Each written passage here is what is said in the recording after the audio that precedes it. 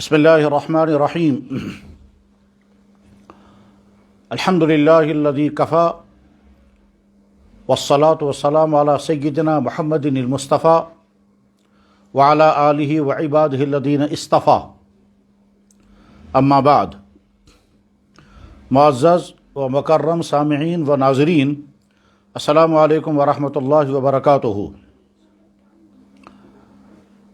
कल गुज़श्ता आप हज़रात के सवालात और यहाँ के जवाबात की जो नशिस्त मुनक़िद हुई, उस पर बेशुमार लोगों के बहुत अच्छे तबसरे आए और बेशुमार लोगों ने उसको फ़ायदेमंद महसूस किया है। बल्कि बहुत ऐसे हज़रात की तरफ से बड़ी महब्बत और शिद्दत के साथ ये तक़ाज़ा किया गया कि यह सिलसिला जारी रहना चाहिए और ज़िंदगी के दीगर बेशुमार शोबों से मुतल्लिक़ जो तरह तरह के सवालात हमारे जहनों में आते हैं और सोसाइटी में जिन सवालात पर डिस्कशन होता रहता है और तरह तरह की बहसें होती रहती हैं, ज़रूरत यह है कि इस तरह के सवालात उभारे जाएं और उनके जवाब दिए जाएं।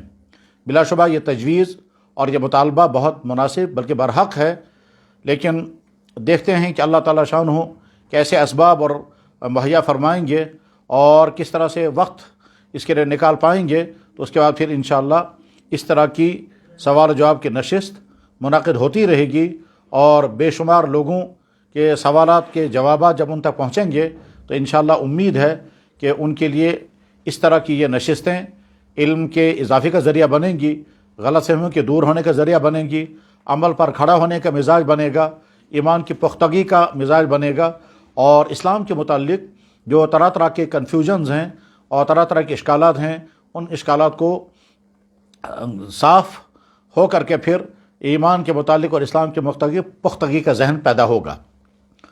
हज़रात जनाब रसूलुल्लाह सल्लल्लाहु अलैहि वसल्लम का मुबारक इरशाद है, इन्नमा शिफ़ाउल अय्यि अस्सुवाल। नावाक़फ़ियत और जहालत की बिना पर जो बीमारी इंसान को होती है, उस बीमारी का इलाज पूछना है। यानी किसी इंसान का किसी चीज़ से नावाकिफ़ होना एक ऐब है, ये एक नक़्स है, ये कमी है। इस ऐब और नक़्स और कमी का इलाज क्या है? इसका इलाज एक ही है कि पूछा जाए, और पूछने के लिए ज़रूरी है कि आदमी के अंदर तलब भी हो, और पूछने के लिए ये भी ज़रूरी है कि जिस आदमी से पूछा जाए वो उस मैदान का माहिर हो और काबिल एतमाद हो। और फिर अगर मामला दीन का हो तो दीन के मामले में और ज़्यादा नज़ाकतें हैं। तो गोया सवाल करना अपनी उस कमी का इलाज करना है जो कमी नावाक़फ़ियत की बिना पर होती है। ये कमी ज़रूरी नहीं कि आम इंसान को हो, बाद बहुत पढ़े लिखे और ऊंचे दर्जे के इंसानों को भी ये कमी हो सकती है। बल्कि ऐसा भी हो सकता है कि अपने मुआशरे का जो सबसे ज़्यादा साहिब इल्म इंसान है, उसको भी बेशुमार मसाइल में दूसरों से पूछने की ज़रूरत पड़ेगी। मसलन अगर कोई इंसान फ़िक़ही मैदान में बहुत माहिर है, लेकिन हो सकता है कि वो किसी हदीस की तहक़ीक़ के सिलसिले में उस आदमी का मोहताज हो जो हदीस का ज़्यादा माहिर है। या मसलन एक हदीस का, एक कुरान करीम का मुफस्सिर है और कुरान की तमाम तफसीरों पर उसकी गहरी नज़र है, मगर फ़िक़ही मसाइल के सिलसिले में ऐसा हो सकता है कि वो किसी मुफ्ती और किसी फ़क़ीह से राय लेने का मोहताज हो। इस्लामी उलूम के मुख्तलिफ़ शोबे हैं, उन मुख्तलिफ़ शोबों में कोई आदमी किसी शोबे से वाबस्ता है और उसी में वो माहिर है, तो दूसरे शोबों में हो सकता है कि उसको दूसरों से पूछने की ज़रूरत पड़े। इसलिए दूसरों से पूछना ये कोई ऐब की बात नहीं है, ये तो खूबी की बात है। कमी और ऐब की बात यह है कि आदमी न जानता हो और न पूछे, तो जानता भी नहीं है और पूछता भी नहीं है, और उसी नावाक़फ़ियत की हालत में उसकी ज़िंदगी गुजरती है। बहरहाल आप हज़रात के जो सवालात कल गुज़श्ता पेश किए गए, उनके जवाबात पेश किए गए, उम्मीद है कि इंशाअल्लाह बेशुमार सुनने वालों तक वो जवाबात पहुँचे होंगे। और जैसा कि आप हज़रात की तरफ से बहुत ही हौसला अफ़ज़ा तबसरे आए और बहुत मुनासिब तजावीज़ पेश की गई, उससे लगता है कि ज़रा नम हो तो ये मिट्टी बहुत ज़रख़ेज़ है साक़ी। यानी जो ही प्लेटफार्म मिल जाता है तो पूछने के लिए ऐसा लगता है जैसे लोग बेताब हों। और चुनांचे अभी 2 दिन पहले जब ये दरख्वास्त की गई कि हम एक ऐसी मजलिस मुनक़िद करना चाहते हैं, तो आप ही हज़रात ने बड़े शौक़ और जज्बे का इज़हार किया और सवालात की बहुत बड़ी तादाद इतने कम वक्त में आ गई। बहरहाल ज़्यादातर सवाल चूँकि इस वक्त कुर्बानी से मुतल्लिक़ हैं और दरख्वास्त भी यही की गई थी, इसलिए मैं उन्हीं सवालात को अब लेता हूँ और सवालात के साथ साथ जवाबात बहुत इख्तिसार के साथ, जैसा कि कल भी ऐसा ही किया था, आज भी उसी नहज पर मुख्तसर जवाबात पेश करता हूँ। حضرات، قربانی کے سلسلے میں بے شمار بھائیوں نے یہ سوال کیا، اور آج بھی ایک بڑے لیکچرار نے فون پر میں مجھے بتایا کہ ان جوابات کے نتیجے میں بہت سارے ہمارے کنفیوژن دور ہو گئے، اور طرح طرح کی جو انتشار کی باتیں تھیں ان انتشار کی باتوں میں ہم کو صحیح راہ حق مل گئی۔ وہ جو طرح طرح کے تبصرے آئے، ان تبصروں میں ایک بات یہ بھی بار بار سامنے آئی کہ زکوٰۃ اور قربانی اور صدقہ فطر کے نصاب کے سمجھنے میں بہت سارے کنفیوژنز ہیں، لہٰذا ضرورت ہے کہ اس کو بہت اچھی طرح سے واضح کیا جائے۔ تو بہت توجہ کے ساتھ سماعت فرمائیں۔ ایمان والے کی مالی اعتبار سے دو قسمیں ہیں۔ ایک ایمان والا وہ ہے جس کو اسلامی اصولوں کے مطابق غریب قرار دیا گیا، اور ایک ایمان والا وہ ہے کہ جس کو اسلامی اصولوں کے مطابق مالدار قرار دیا گیا۔ اسلام نے اپنے اصولوں کے مطابق جس آدمی اس کو اگر زکوٰۃ دی جائے گی تو زکوٰۃ ادا ہو جائے گی، اس کو صدقہ فطر دیا جائے گا تو صدقہ فطر بھی ادا ہو جائے گا، کیونکہ وہ غریب ہے۔ انسان مالدار ہے، اس مالدار انسان کو کہا جائے کہ یہ وہ شخص ہے جس کو اپنے مال میں سے زکوٰۃ بھی دینی ہوگی، اس کو اپنے مال میں سے مالدار ہونے کی وجہ سے قربانی بھی کرنی ہوگی، اور اس کو صدقہ فطر بھی ادا کرنا ہوگا۔ اور اگر کوئی کفارے کا مال اس کو دینا چاہے، کفارے کا پیسہ اس کو دینا چاہے، تو مالدار اور غریب تقسیم کر دی اسلام نے۔ اب سوال یہ ہے کہ مالدار انسان کون ہے اور غریب انسان کون ہے؟ تو اس کا جواب یہ ہے کہ جناب رسول اللہ صلی اللہ علیہ وسلم نے اپنے مبارک زمانے میں اس کی کیٹیگریاں کرتے ہوئے جو لائن مقرر کی تھی، جو معیار مقرر کیا تھا، جو نصاب مقرر کیا تھا، وہ یہ ہے کہ جس آدمی کے پاس 200 درہم چاندی یا 20 مسکال سونا ہو، یہ آدمی مالدار ہے۔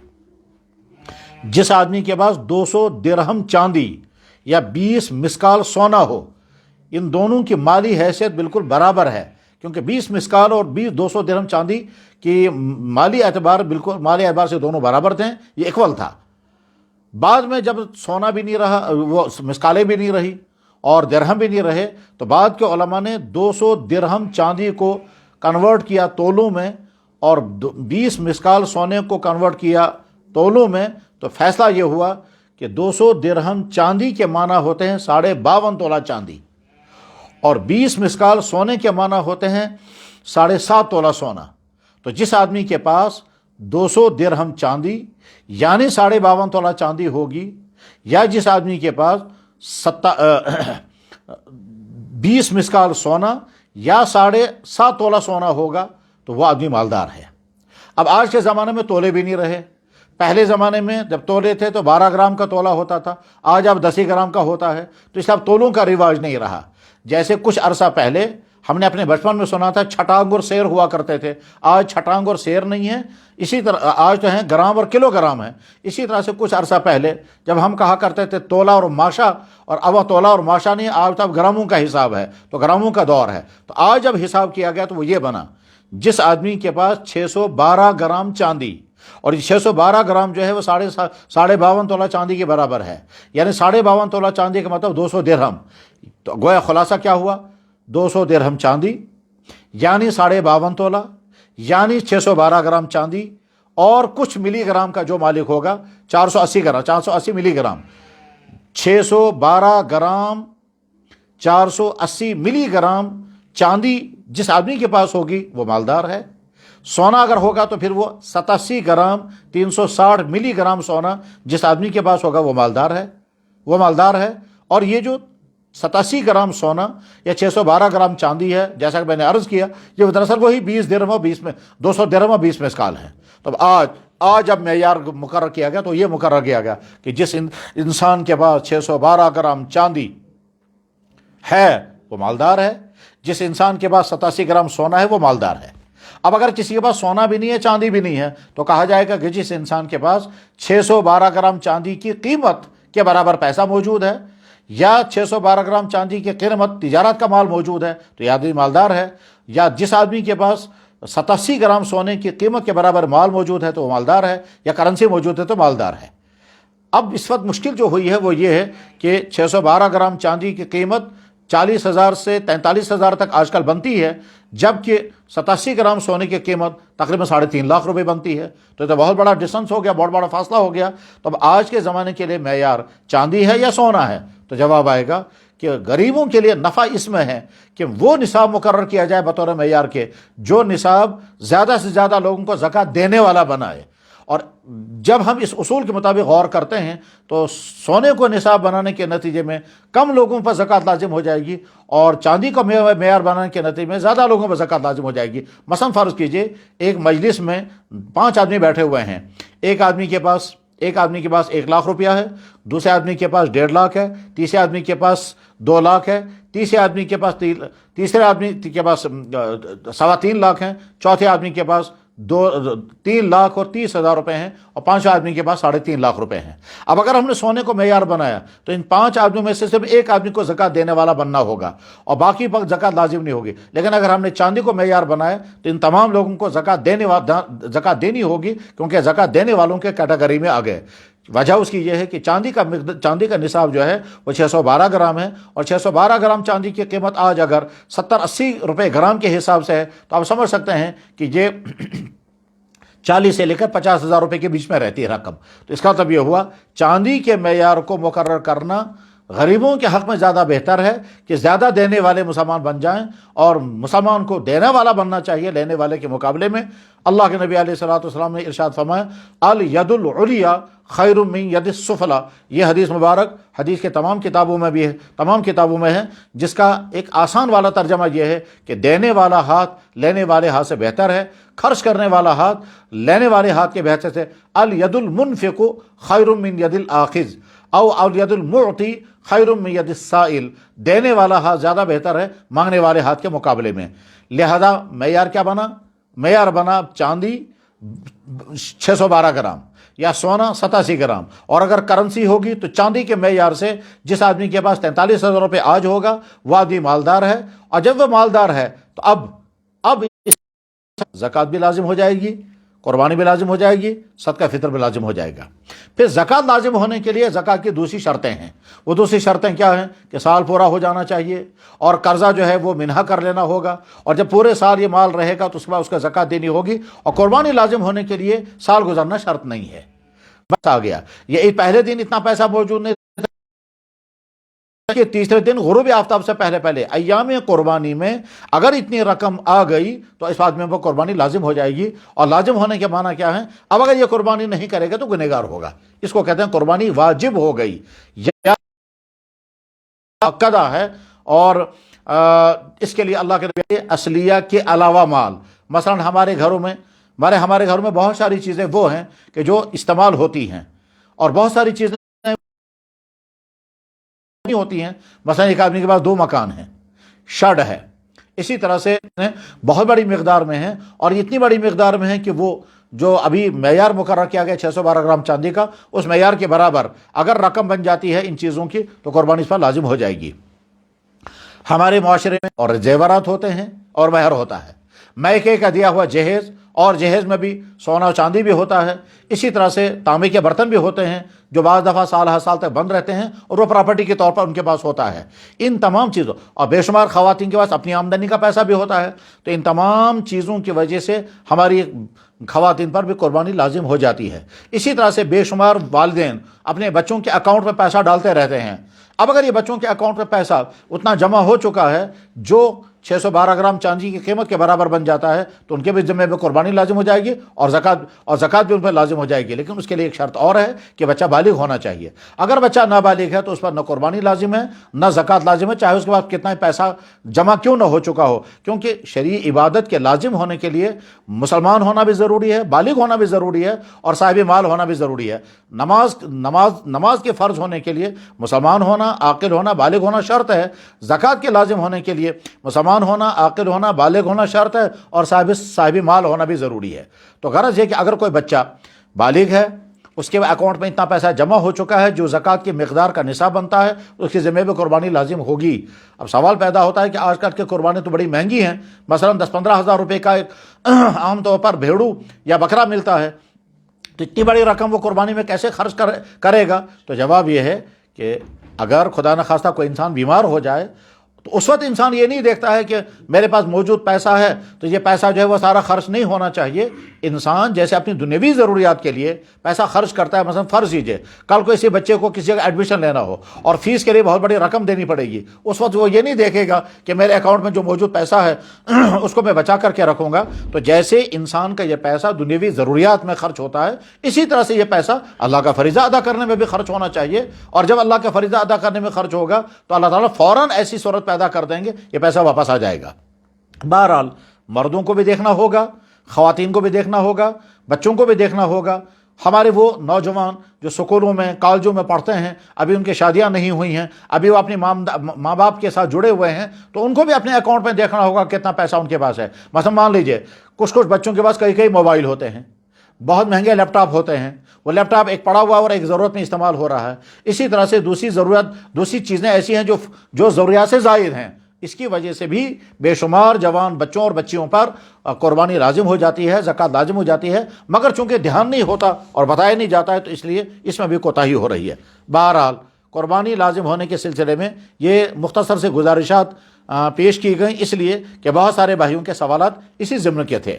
اب میں ان سوالات کو اب اس کے بعد ہی میں ایک چیز اور بیان کروں گا. جیسے کل کے بعد آج دن بھر میں کئی لوگوں نے یہ بات پوچھی کہ صاحب آج ہم پہلی مرتبہ سمجھ رہے ہیں کہ قربانی اس طرح سے لازم ہوتی ہے، مگر ہم نے تو پچھلے سال سے قربانیاں کی نہیں ہیں، یا کبھی کی اور کبھی نہیں کی، یا کبھی کی اور کسی اور کی طرف سے کی اور اپنی قربانی باقی رہ گئی، اب ہمارے لیے کیا حل ہے؟ تو جواب یہ ہے کہ جن لوگوں کو کے ذمے پچھلے سالوں کی قربانیاں باقی تھیں وہ اب قربانی نہ کریں، بلکہ قربانی کا اتنا پیسہ جو آج کی قربانی کی قیمت بنتی ہو اتنا پیسہ غریبوں میں صدقہ کریں گے. کیونکہ ضابطہ یہ ہے، شرعی اصول یہ ہے کہ جس آدمی نے قربانی نہیں کی اور قربانی کے ایام گزر گئے، اب اس کو جانور ذبح نہیں کرنا ہے بلکہ قربانی کی رقم غریبوں میں تقسیم کرنی ہے. اور وہ غریب ہونے چاہیے وہ جن کو زکوٰۃ دی جا سکتی ہو اور صدقہ واجبہ جن کو دیا جا سکتا ہو. اس تمہیدی گفتگو کے بعد اب میں آپ حضرات کے سوالات پیش کرتا ہوں اور جوابات بھی عرض کرتا ہوں. سوال کرنے والے ہیں احسن الانوار صاحب. یہ فرماتے ہیں کہ زکوٰۃ واجب اور قربانی واجب ہونے میں کیا فرق ہے، وضاحت فرمائیں. میں سمجھتا ہوں کہ ابھی تک جو تفصیل بیان کی گئی ہے اس کی روشنی میں آپ فرق محسوس کر لیں گے کہ زکوٰۃ اور قربانی میں کیا فرق ہے. بس قربانی اور زکوٰۃ میں ایک فرق اور بھی، نصاب دونوں کا ایک ہے. نمبر 2، قربانی کے لازم ہونے میں مال کا ضروریات اصلی کی تفسیر اور ہے، اور زکوٰۃ کے لازم ہونے ضروریات علیہ کی تفسیر کچھ اور ہے. قربانی کے لازم ہونے میں سال گزارنا شرط نہیں ہے، زکوٰۃ کی ادائیگی کے لیے سال گزارنا شرط ہے، اور قرضہ دونوں جگہ پر منحا کیا جائے گا. ایک سوال یہ کیا گیا، سوال کرنے والے ہیں عبدالہادی شوپیان سے.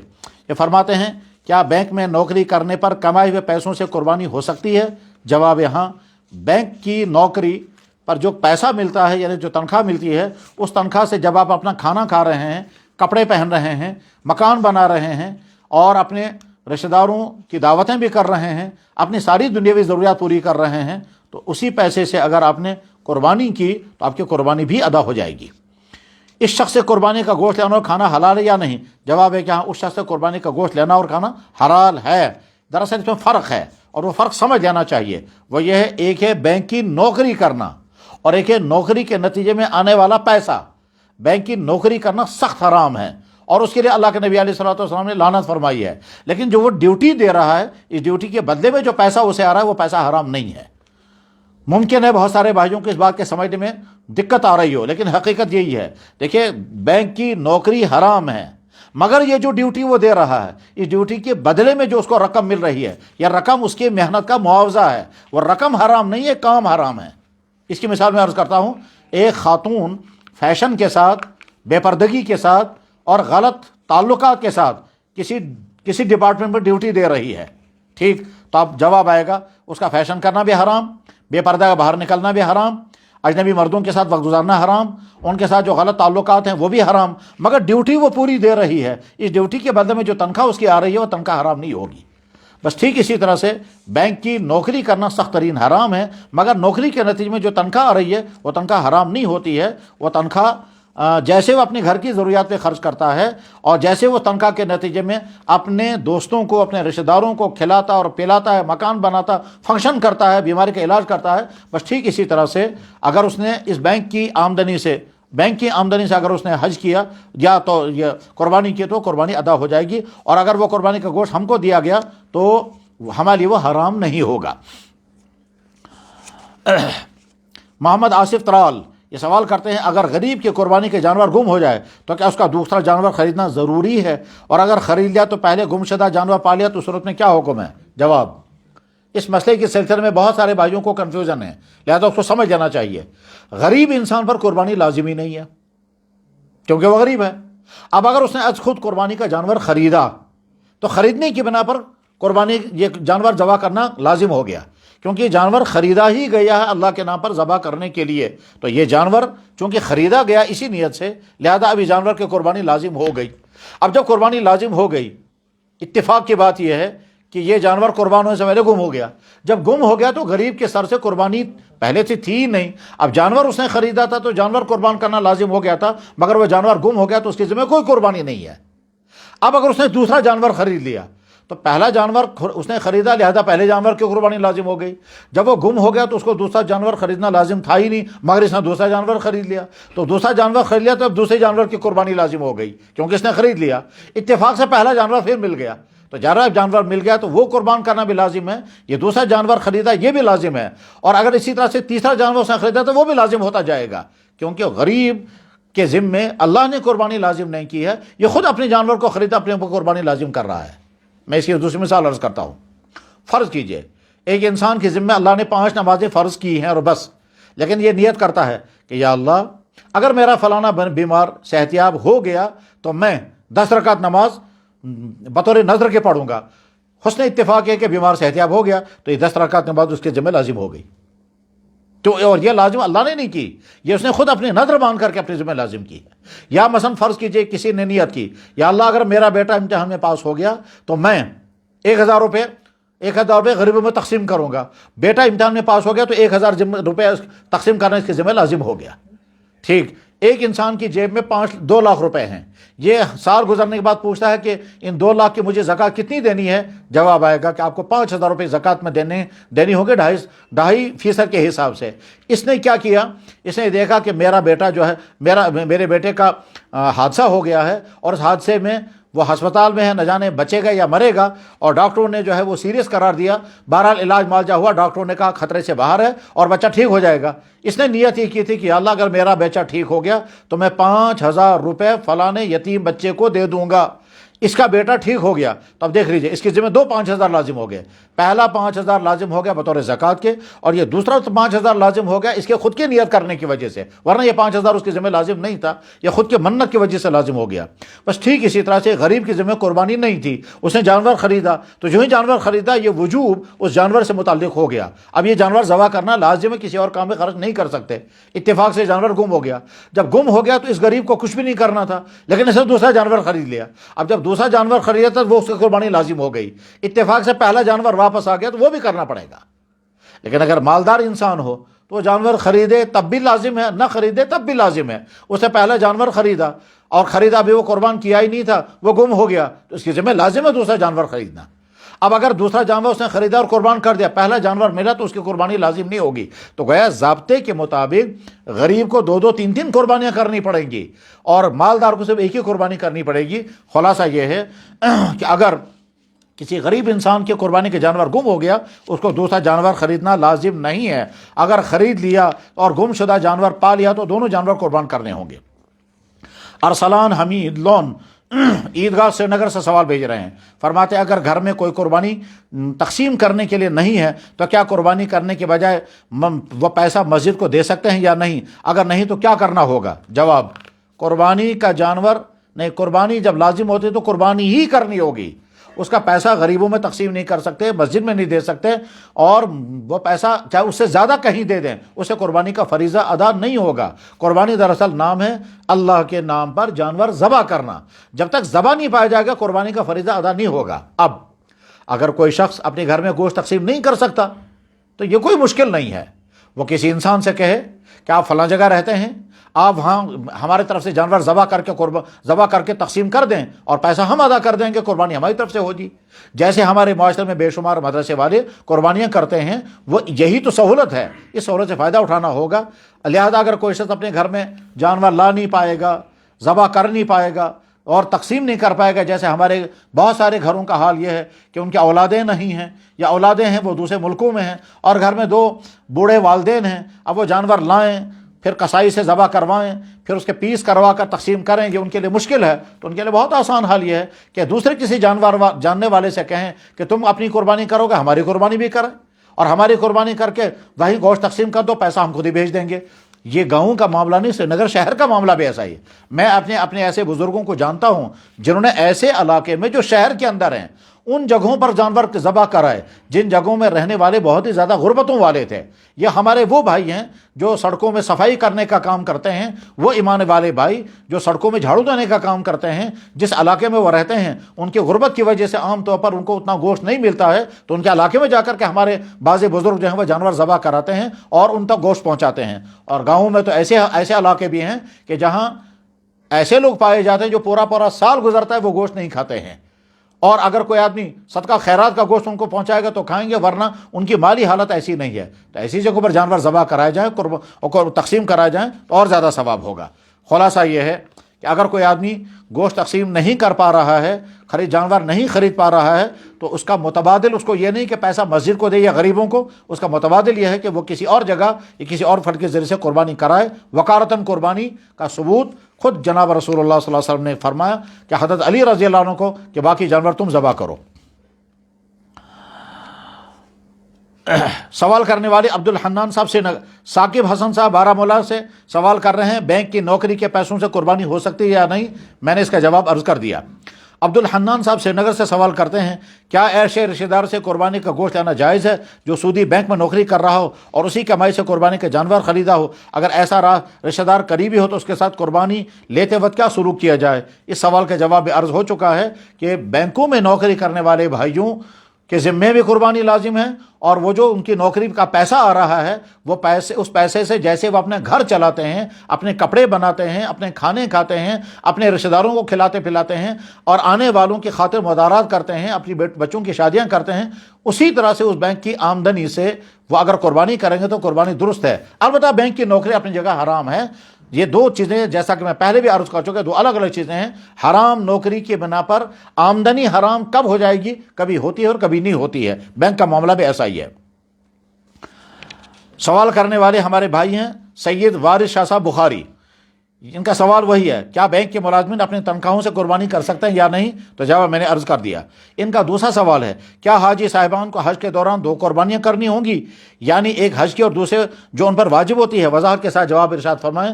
اس سوال کا جواب آ چکا ہے، لیکن مزید افادے کے لیے میں دوبارہ جواب عرض کرتا ہوں کہ ایک مالدار مسلمان پر جب حج فرض ہو گیا اور وہ حج فرض ادا کرنے کے لیے اللہ کے گھر میں حاضر ہو گیا، اور اس وقت ہمارے حاجی صاحبان جو ہیں وہ کچھ طواف زیارت کر رہے ہوں گے اور کچھ اس وقت مینا میں ہوں گے، تو جو لوگ حج میں ہیں ان کے ذمہ حج کی قربانی، لیکن ادھر سے چونکہ وہ مالدار بھی ہیں، مالدار ہونے کی وجہ سے جو ہر سال ان کے ذمہ قربانی لازم ہوتی ہے وہ قربانی بھی ان کو کرنی ہوگی۔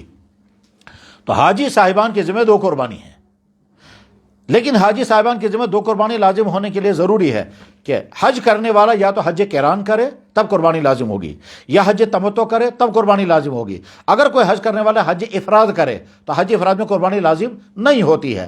اب حج افراد کسے کہتے ہیں وہ الگ سے سمجھنا ہوگا، لیکن اتنی بات سامعین کو ذہن میں رکھنی ہے کہ حج کی 3 قسمیں ہیں، ایک حج تمتع اور ایک حج قران۔ حج تمتع اور حج قران دونوں میں قربانی لازم ہوتی ہیں، اور تیسری قسم حج ہے حج افراد، اس میں قربانی لازم نہیں ہوتی۔ تو جس آدمی نے حج تمتع کیا یا حج قران کیا اور ساتھ میں وہ مالدار ہے تو اس کی ذمہ 2 قربانی لازم ہوگی۔ یہ 2 قربانیاں چاہے وہاں کریں، چاہے ایک وہاں کرے اور ایک یہاں کریں۔ حج کی قربانی تو بہرحال وہیں کرنی ہوگی، وہ یہاں نہیں کر سکتے، لیکن یہاں کی قربانی یہاں بھی کر سکتے ہیں اور وہاں بھی کر سکتے ہیں۔ تو جن بھائیوں کے رشتہ دار، والدین، بچے دوست احباب جن عورتوں کے شوہر حج کرنے گئے ہوئے ہیں وہ ان سے کہیں کہ آپ کی ذمہ 2 قربانیاں ہیں، اور ایک قربانی تو آپ وہاں کر چکے ہوں گے یا کریں گے، ایک قربانی ان کی طرف سے یہاں کی جائے یا کروائی جائے، اور اگر خود نہیں کر سکتے تو جن اداروں میں قربانیوں کا نظم ہے ان اداروں میں پیسے جمع کرا کر کے ان کا وہ فریضہ ادا کرایا جائے، ورنہ خدا نہ خواہ ایسا نہ ہو ادھر سے حج کرنے کے نتیجے میں تمام گناہ معاف ہو گئے اور ساتھ میں قربانی واجب تھی وہ قربانی ادا نہیں کی تو قربانی چھوڑنے کا گناہ فوراً ہی چڑھ گیا، تو گویا نامہ اعمال میں گناہ صاف ہو گئے تھے، اور ساتھ میں حج کے ختم ہونے کے ساتھ ہی نامہ اعمال میں پھر گناہ لکھا گیا کہ صاحب اس پر قربانی واجب تھی وہ قربانی چھوڑ دی اس نے۔ چنانچہ آج ہی ہمارے بھائی نے کہا کہ میں نے حج کیا اور اس سال میں نے قربانی نہیں کی تھی، میں نے ان سے عرض کیا کہ اتنا پیسہ آج آپ صدقہ کر دیں۔ سوال کیا جا رہا ہے کہ جنگلی بیل یعنی جانور یا لداخی بیل کی اس کی قربانی جائز ہے یا ناجائز ہے؟ جواب ہے کہ جنگلی بیل دراصل وہ بیل ہی ہے، وہ کوئی اور چیز نہیں ہے۔ البتہ فرق اتنا ہے کہ وہ سخت سردی میں رہنے والا بیل ہے لیکن ہے وہ بیل ہی، فرق اس کا اتنا ہوتا ہے اس کی دم جو ہے وہ گھوڑے جیسی ہوتی ہے، باقی وہ بیل ہوتا ہے۔ تو یا کہ قربانی بھی کرنا جائز ہے، وہ وحشی جانور نہیں، وہ پالتو جانور ہے، تو جب وہ پالتو جانور ہے وحشی جانور نہیں ہے تو اس کی قربانی کرنا جائز ہے، اور اس میں بھی اسی طرح سے 7 حصے ہوں گے۔ سوال کرنے والے نے سوال کیا یہی مولانا وارث شاہ صاحب سوال کر رہے ہیں کیا قربانی کے جانور کو مہندی لگانا جائز ہے ناجائز؟ جواب ہے کہ ہاں، قربانی کے جانور کو سجا کر کے محبت کے ساتھ بہت صاف کر کے جتنے عقیدت کے ساتھ قربانی کے جانور کو لے جائیں گے بہت اچھا ہے، لیکن یہ کوئی شرعی حکم نہیں ہے، یہ اپنی محبتوں کا اظہار ہے، اس لیے یہ حرام بھی نہیں ہے لیکن لازم بھی نہیں، اور اس پر کوئی ثواب ملنے والا بھی نہیں ہے۔ لیکن اگر کوئی انسان کرے گا اور سجا کر کے کہ یا اللہ ہم اس جانور کو آپ کے نام پر ذبح کریں گے، اچھی طرح سے پالیں گے، گھاس کھلائیں گے، محبت کے ساتھ صاف کریں گے، اور پھر سرما اور مہندی لگا کر پھر آپ کے نام پر ذبح کریں گے، تو یہ محبتوں اور عشق کی دنیا کی کے جذبات ہیں، ان جذبات کی قدر کی جاتی ہے لیکن ان کو دین کا حصہ نہیں سمجھنا چاہیے۔ سوال کرنے والے عامر اسلام اولڈ ٹاؤن بارہمولہ سے ہیں، یہ سوال کرتے ہیں قربانی کسی دوسرے اسٹیٹ میں کرنا کیسا ہے؟ آگے سوال کرتے ہیں پچھلے کچھ سالوں سے ہمارے بہت سارے بھائی باہر کے کس اسٹیٹ میں آن لائن قربانی کا حصہ بک کراتے ہیں، اور وہاں چونکہ کشمیر سے بہت کم رقم کے بدلے میں جانور ملتے ہیں اس لیے وہاں وہ قربانیاں کراتے ہیں، یہاں نہیں کراتے ہیں۔ اس سلسلے میں کیا تفصیلات ہیں وہ بیان کی جائیں؟ تو جواب دیکھیے، ہر جگہ جانوروں کی قیمت کم یا زیادہ ہونا ڈیپینڈ کرتا ہے رسد اور طلب پر۔ جہاں جانوروں کی بہتات ہے اور طلب کم ہے وہاں ریٹ کم ہوگا، جہاں جانوروں کی قلت اور طلب زیادہ ہے وہاں ریٹ ہائی ہو جائے گا۔ خود یہاں کشمیر کے کچھ علاقے ایسے ہیں جہاں جانور بہت سستے بکتے ہیں، اور یہی کشمیر کے کچھ علاقے ایسے ہیں جہاں جانور بہت مہنگے ہیں۔ مثلا فرض کیجئے سری نگر شہر کے اندر آج کل قربانی کا بڑا جانور 30-40 ہزار روپے کا ملتا ہے، اور یہی جانور اسی جموں و کشمیر کے کچھ پہاڑی علاقوں میں 15-20 ہزار کا ملتا ہے، 10 سے لے کر کے 15 ہزار روپے کا ملتا ہے، اور جانور بالکل سیم ہے۔ یہ دراصل علاقائی پوشن کی وجہ سے بھی ایسا ہوتا ہے، اور جانوروں کی دستیابی عدم دستیابی کے بنا پر بھی۔ لیکن بہرحال اگر کوئی انسان اپنے مقام پر قربانی کرتا ہے تو یہیں سے جانور خرید کر ذبح کرنا ہوگا، اور اگر کسی دوسری جگہ وہ قربانی کراتا ہے اور وہاں جانور خرید کر کے پھر وہیں وہ جانور ذبح ہو کر کے تقسیم ہوتا ہے تو قربانی ادا ہو جائیں گی، یہ نہیں کہا جائے گا کہ اسے قربانی ادا نہیں ہوئی۔ اب سوال یہ ہے کہ یہاں اگر کرتا تو رقم زیادہ خرچ ہوتی، وہاں جب کیا تو رقم کم خرچ ہوگی، تو جواب یہ ہے وہاں جب کیا گیا تو وہاں زیادہ غریبوں تک یہ پہنچا، کیونکہ وہاں غربتیں زیادہ ہوتی ہیں اس لیے وہاں جانور سستے بھی ملتے ہیں۔ سوال کرنے والے بھائی ہیں بشارت ملک صاحب، یہ کہتے ہیں یوگا جیسی غیر اسلامی عبادت کرنے والے مسلمانوں کو اجتماعی قربانی میں شامل کرنا چاہیے یا نہیں؟ تو جواب یہ ہے یوگا کا حکم الگ ہے اور قربانی کا مسئلہ الگ ہے۔ قربانی میں ہر مسلمان شریک ہو سکتا ہے، خدا نہ خواستہ اگر کوئی مسلمان کسی سخت گناہ میں مبتلا ہے، مثلا سود کھاتا ہے، رشوت کھاتا ہے، چوریاں کرتا ہے، دفتر میں فراڈ کرتا ہے، ملاوٹ کرتا ہے، نماز صحیح سے نہیں پڑھتا ہے، یا اس طرح کی اور کسی گناہ کبیرہ میں مبتلا، غلط تعلقات میں مبتلا ہے، اور ساتھ میں وہ قربانی کرتا ہے، تو قربانی کا عمل اس کا صحیح ہے، باقی جو گناہ اس کا ہے وہ گناہ برقرار ہے۔ اسی طرح سے یوگا کرنے والا اگر یوگا کر رہا ہے تو یوگا کا حکم الگ ہے، اور اس کے بعد اگر وہ نماز پڑھتا ہے یا قربانی کرتا ہے یا روزہ رکھتا ہے تو یہ نہیں کہا جائے گا کیونکہ یوگا کرنے کی وجہ سے تم نے جرم کیا لہذا تمہاری قربانی صحیح نہیں ہوئی۔ اس کے بعد پھر یوگا کے متعلق اچھی طرح سے سمجھنا چاہیے، یوگا شرکیہ عمل ہے، ہرگز ہرگز کسی مسلمان کو یہ کرنا صحیح نہیں ہے۔ مسلمان کو سمجھ لینا چاہیے کہ ایمان انتہائی نازک اور حساس چیز ہے، ایمان انتہائی نازک اور حساس چیز ہے ہوگا جن الفاظ کے نکالنے سے ایمان ختم ہو جائے گا، چاہے پھر وہ ترانے ہوں، چاہے وہ مارننگ پریئر ہو، اور چاہے پھر وہ کوئی ایکسرسائز ہو، چاہے کوئی ورزش ہو، ہر ایکشن کرنے سے پہلے مسلمان کو پوچھنا ہوگا کہ یہ چیز کرنا۔ مثلا ٹیکا لگانا ایک ایسی قوم کا شعار ہے جس قوم کا مذہب بالکل دوسرا ہے، تو ایمان والے کو ہرگز اجازت نہیں کہ وہ ٹیکا لگائے، کیونکہ ٹیکا لگانا جو ہے وہ کفر کی علامت ہے۔ بس ٹھیک اسی طرح سے گلے میں سلیب لٹکانا، یہ گلے میں لٹکانا کرسچنوں کی مذہبی علامت ہے، یہ مسلمان یہ نہیں کر سکتا ہے۔ بعض دفعہ لوگ کہتے ہیں کہ صاحب اسلام اتنا سخت ہے اور اس بارے میں اتنا حساس کیوں ہے؟ تو جواب یہ، دو دوست ایک ساتھ زندگی گزار رہے ہیں دوست ہونے کی وجہ سے، اور چونکہ ان کے ساتھ وہ بہت زیادہ کلوز ہیں، لہذا وہ ایک ساتھ کھانا بھی کھاتے ہیں، گاڑی میں ایک ساتھ سفر کرتے رہتے ہیں، حتیٰ کہ ایک ہی بیڈ روم میں بھی سوتے ہیں۔ ایک ہی بیڈ روم میں سونے کے بعد کہا ہوگا تو جواب میں کہا جائے گا جناب آپ کی دوستی سر آنکھوں پر ہے، مگر آپ کی دوستی یہیں تک ہے، یہاں سے آگے نہیں، یہاں سے آگے میری پرائیویٹ لائف ہے، اس پرائیویٹ لائف میں تم کو میں شریک نہیں کر سکتا۔ اگر یہ دوست اس سے کہے گا کہ میں بچپن سے تمہارا دوست ہوں اور تمہاری بیوی آج مہینے بھر سے یا سال بھر سے تمہاری بیوی بن کر تمہاری زندگی میں شامل ہوئی ہے، میں تو تمہاری زندگی میں شامل بچپن سے ہوں، لہذا مجھے بیڈ روم میں رہنے کا ساتھ میں حق ہونا چاہیے، تو جواب آئے گا بالکل نہیں، آج تک ہم دوست تھے، میں انمیرڈ تھا، تم میرے بیڈ روم میں ساتھ رہتے تھے، ایک ہی بیڈ پر ہم سوتے تھے، لیکن آج کے بعد میں چونکہ شادی شدہ ہوں، اب تو میرے بیڈ روم میں میرے ساتھ نہیں گزار سکتے، ہماری یہ پرائیویٹ لائف ہے۔ بس ٹھیک اسی طرح سے ایمان والا یہ کہے گا کہ صاحب یہ چیز کرنا جائز ہے، یہ چیز کرنا جائز ہے، یہ چیز کرنا جائز ہے، لیکن ان چیزوں میں سے کچھ وہ چیزیں بھی ہوں گی کہ جو اسلام کے لیے زہر ہیں، اسلام کو ختم کرتی ہیں۔ تو ایمان والے کو چاہیے کہ وہ ہر اس ایکشن سے جس ایکشن کی بنا پر ایمان ختم ہو جاتا ہے، انہی میں سے ہے یوگا کرنا، ٹیکا لگانا، ہاتھ مورتی کے سامنے ہاتھ جوڑنا، اسی طرح سے بت کو سجدہ کرنا، غیر اللہ کو سجدہ کرنا، یہ تمام کی تمام چیزیں وہ ہیں جو ایمان کو ختم کر دیتی ہیں۔ تو بہرحال یوگا کرنا الگ جرم ہے اور سخت ترین جرم ہے، اور جو آدمی یہ کر رہا ہے اس کو اچھی طرح سے سننا ہوگا، سمجھنا ہوگا کہ میرا ایمان بچ گیا، یہ ایمان ختم ہو گیا۔ بعض دفعہ لوگ سمجھتے ہیں ہم یہ کرتے بھی رہیں گے پھر بھی مومن رہیں گے، تو خود کے مومن قرار دینے سے آدمی مومن نہیں ہوتا۔ مومن وہ ہوگا جس کو ایمان اسلام کہے گا کہ آپ مومن ہو۔ قرآن کریم میں اللہ تعالیٰ فرماتے ہیں وَمِنَ النَّاسِ مَن يَقُولُ آمَنَّا بِاللَّهِ وَبِالْيَوْمِ الْآخِرِ وَمَا هُم مُؤْمِنُونَ، بہت سارے ایمان والے وہ ہیں جو سمجھتے ہیں ہم مومن ہیں، حقیقت میں وہ مومن نہیں ہیں۔ فیاض احمد وانی صاحب کاجگون سے سوال کرتے ہیں کہ مساجد کی اوقاف کمیٹیاں نادان سفید پوش لوگوں کے لیے حج کے اخراجات کا خرچہ اٹھا سکتی ہیں، کیونکہ آج کل حج کے اخراجات اٹھانا سفید پوش لوگوں کی بس کی بات نہیں ہے؟ تو جواب یہ ہے مساجد کی اوقاف کمیٹیاں اتنی رقمیں کہاں جمع کریں گی کہ وہ نادار لوگوں کو رقمیں دیں اور ان کو حج کروائیں؟ اس لیے مساجد کی اوقاف کمیٹیاں جو ہیں وہ صرف پیسہ جمع کرتی ہیں مسجدوں کی ضروریات پورا کرنے کے لیے، لہذا مسجد کی اوقاف کمیٹیاں اگر الگ سے چندہ کریں گی اور پھر اعلان کریں گے ہم ان لوگوں کو حج کرائیں گے جو لوگ حج کرنا چاہتے ہیں مگر ان کے پاس پیسہ نہیں ہے، پھر لوگ جب اس نیت سے ان کے پاس پیسہ دیں گے، اس کے بعد پھر دیکھا جائے گا کہ وہ صحیح طور پر وہ پیسہ خرچ کریں گے بھی یا نہیں، بلکہ اس بات کا خطرہ ہے کہ وہ مساجد کمیٹیاں والے جب حج کے نام پر پیسہ جمع کریں گے تو سب سے پہلے یہ کہیں گے پہلے خود ہم اپنا ہی حج کریں گے، کیونکہ ہم نے اسی غرض کے لیے پیسہ جمع کیا ہے۔ مسجد کی اوقاف کمیٹیوں کی ذمہ داری نادار لوگوں کو حج کرانا نہیں ہے۔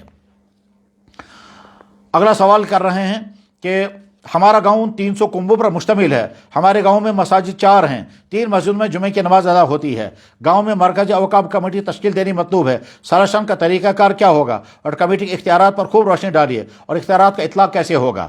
یہ اس وقت کے موضوع سے متعلق سوال نہیں ہے، لیکن پھر بھی میں مختصراً جواب عرض کرتا ہوں کہ جس گاؤں میں کنبوں کی تعداد صرف 300 ہے تو اس کا مطلب یہ ہوا اگر ایک کنبے کے اندر 5 آدمی ہوں گے تو 300 کنبوں کی تعداد آپ دیکھ لیں کتنی بن جائے گی۔ اب وہاں جمعہ کیسے شروع ہوا ہے اور پھر 3 مساجد میں جمعہ پڑھا جا رہا ہے، حالانکہ 3 مساجد میں جمعہ پڑھا جا رہا ہے، اتنا چھوٹا سا گاؤں اجتماعیت کا تقاضا ہے کہ ایک ہی جگہ جمعہ پڑھا جاتا اور سارے گاؤں والے ایک ہی جگہ جمع ہو کر کے جمعہ ادا کرتے، ہونا تو یہ چاہیے تھا، لیکن اب جب 3 جگہوں پہ جمعہ شروع ہو چکا ہے تو اب بظاہر بہت مشکل ہے کہ دو جگہوں پہ جمعہ ختم کر کے کسی کی جگہ پہ جمعہ پڑھا جائے، لیکن اگر شریعت کا منشا معلوم کریں گے تو شریعت یہ چاہتی ہے کہ ایک ہی جگہ جمعہ ہو۔ اور اس کی میں مثال میں عرض کرتا ہوں کہ جناب رسول اللہ صلی اللہ علیہ وسلم نے مدینہ شریف میں جب جمعہ قائم فرمایا تو مدینہ شہر کے اندر اس وقت 8 سے لے کر 10 مساجد تک تقریباً تھی۔ حضور کے مبارک زمانے میں جمعہ ایک ہی مسجد میں ہوتا تھا، کسی دوسری مسجد میں جمعہ نہیں ہوا، حتیٰ کہ قباء میں بھی الگ سے جمعہ قائم نہیں کیا گیا۔ بلکہ بخاری شریف میں تو حدیث ہے کہ اول جمعۃ کہ مسجد نبوی کے بعد جو دوسرا جمعہ شروع کیا گیا وہ بحرین کے علاقے میں جواسا کے مقام پر شروع کیا گیا تھا۔ لہذا چھوٹے گاؤں میں اولا جمعہ نہیں ہونا چاہیے۔ اب اگر جمعہ قائم کیا گیا ہے تو کوشش ہونی چاہیے کہ ایک ہی مسجد میں جمعہ پڑھا جائے۔ اس کے بعد آپ فرماتے ہیں کہ اوقاف کمیٹی تشکیل دینی ہے، سلیکشن کا طریقہ کار کیا ہوگا، کمیٹی کے اختیارات کیا ہوں گے؟ تو جواب یہ ہے کہ ایک مستقل موضوع ہے، اور اس مستقل موضوع پر اگر اس وقت گفتگو کی جائے گی تو اگلے سارے سوالات رہ جائیں گے جو اس وقت کی مجلس کی ضرورت ہے۔ لہذا میں الگ سے کسی وقت اداروں کے لیے کمیٹی تشکیل دینے کا طریقہ کار اور الیکشن کا طریقہ کار اور اس کے بعد پھر کمیٹی کے اختیارات اور ان کے ضابطے بیان کروں گا، اور ضرورت پڑی تو انشاءاللہ لکھ کر کے بھی دیں گے۔ عمر فاروق وانی صاحب بارہمولہ سے سوال کرتے ہیں کہ قربانی کے 3 دن ہیں یا 4 دن ہیں؟ جواب ہے قربانی کے صرف 3 دن ہیں، 10، 11 اور 12۔ 12 تاریخ غروب آفتاب سے پہلے جانور ذبح ہو جانا چاہیے۔